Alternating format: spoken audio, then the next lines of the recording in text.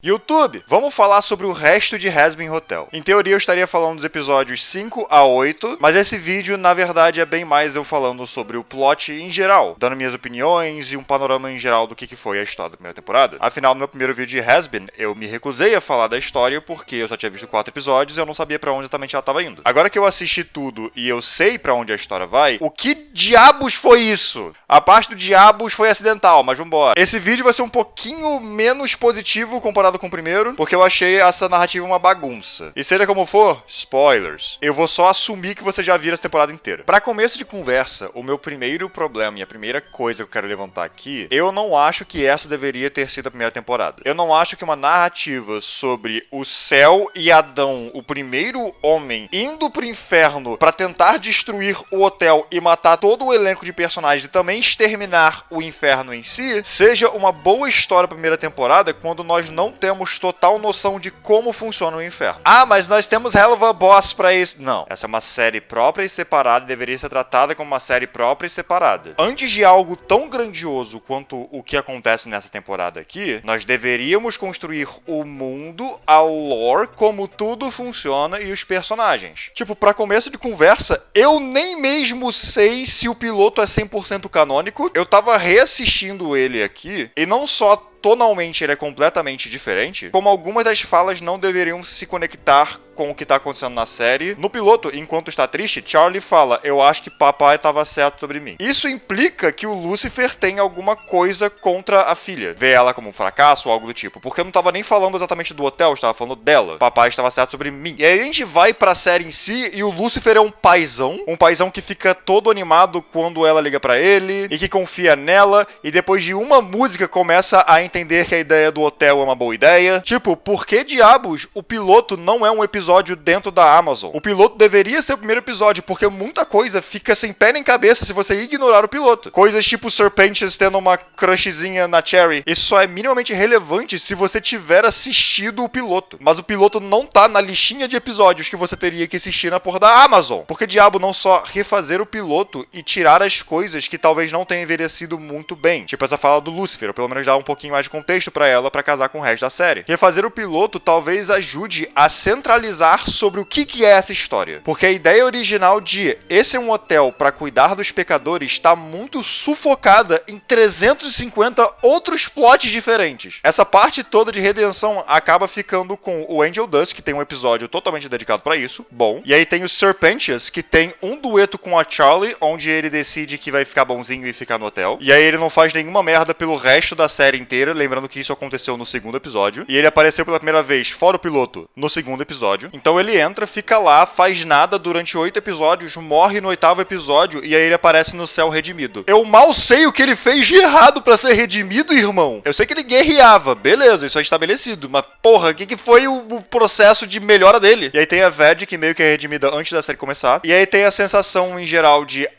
nós todos crescemos, estamos mais próximos, estamos mais humanos, ou sei lá. E é isso que a parte de redenção faz na primeira temporada. É meio que só isso. E aí o resto da temporada é meio que só world building, que tem que ficar cortado meio que pela metade, porque ao mesmo tempo tem esse plot grandioso que tá aqui do lado também. Se a gente olhar episódio por episódio, o que é apresentado em cada um? No primeiro é apresentada a questão dos anjos. Tranquilo. Muito cedo, mas tranquilo. E aí ao mesmo tempo, eles estão tentando gravar um comercial pra chamar a atenção pro hotel. E isso meio que leva a só o Serpentius se juntando, e aí nunca mais é mencionada essa porra desse comercial e ninguém mais parece estar interessado no hotel. E quando eu digo parece, eu quero dizer, nem é mostrado isso tudo é jogado de canto. E aí no segundo episódio os V's são apresentados. Sabe, os V's, aquela galera que vão ser os vilões da próxima temporada. E parte do episódio 2 é focado neles, em particular no Vox, que é o que menos faz coisa e basicamente só dá dicas pro futuro, do tipo, eu tenho uma relação com o Alastor, eu não gosto do Alastor, e na música dos dois o Alastor comenta que eles tiveram um passado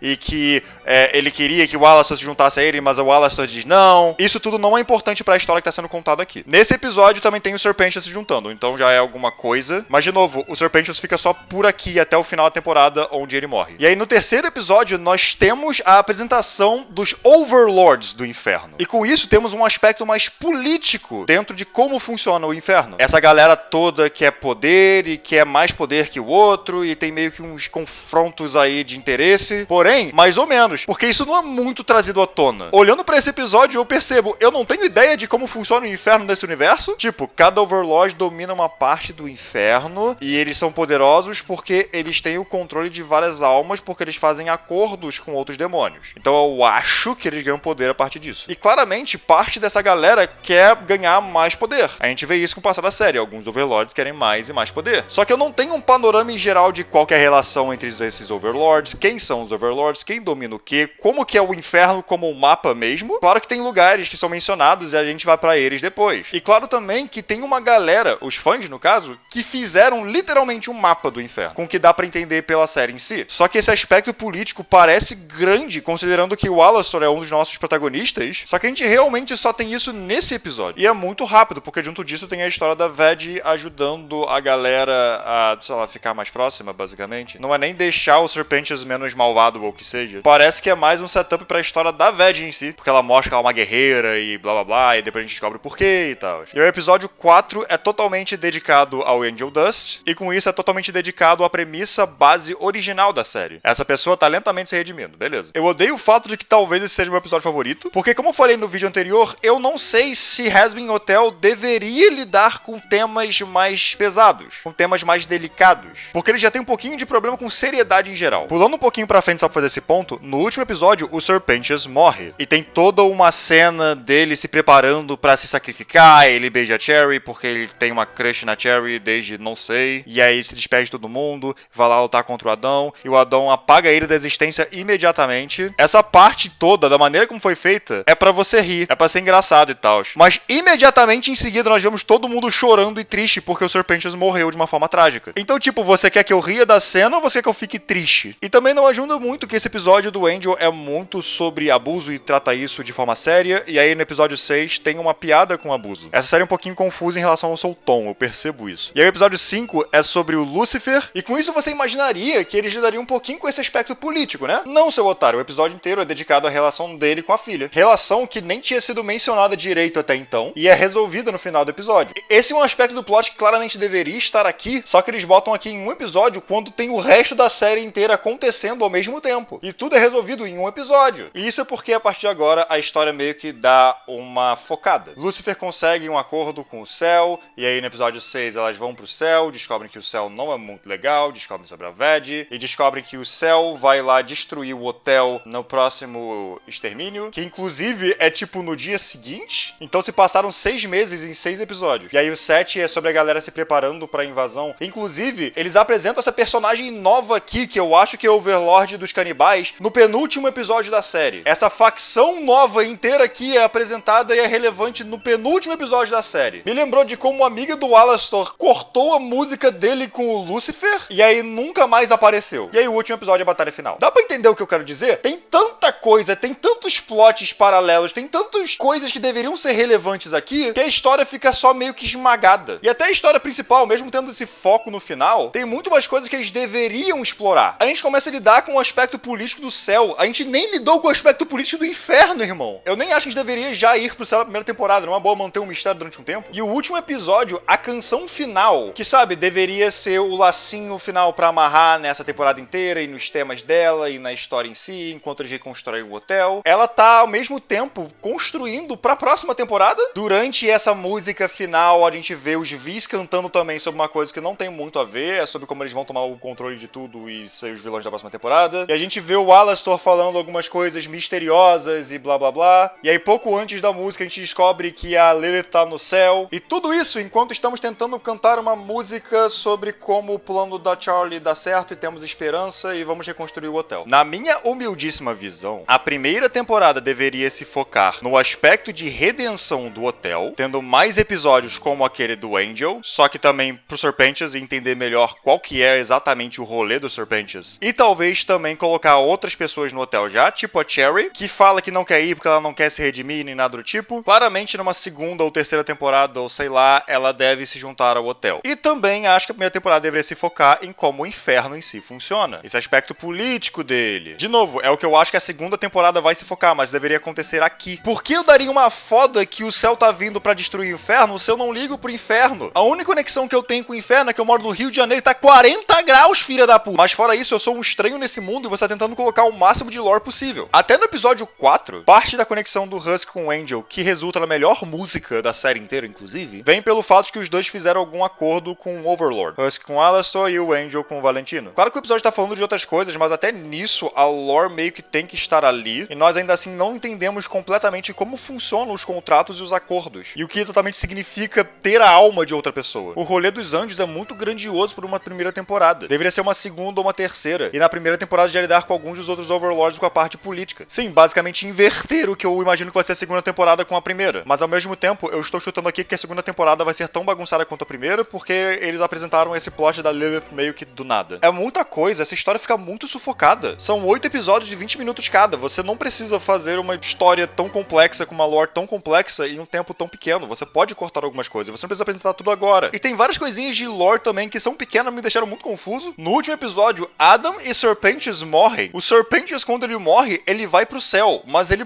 tava no inferno. Eu tava me perguntando já, o que acontece quando um demônio morre? Ele só é apagado da existência? Bom, eu não sei, porque o Serpentius só voltou lá pro céu mesmo. Foi redimido no pós-vida, tá todo mundo meio chocado, mas tá. O Adam era um cuzão. Ele matava por prazer. Ele não deveria ir pro inferno? Se ele voltar no inferno na próxima temporada, eu avisei. Mas seja como for, é só estranho por eu não saber como funcionam as mecânicas de morte nessa série. Sabe? Essa série é sobre gente morta.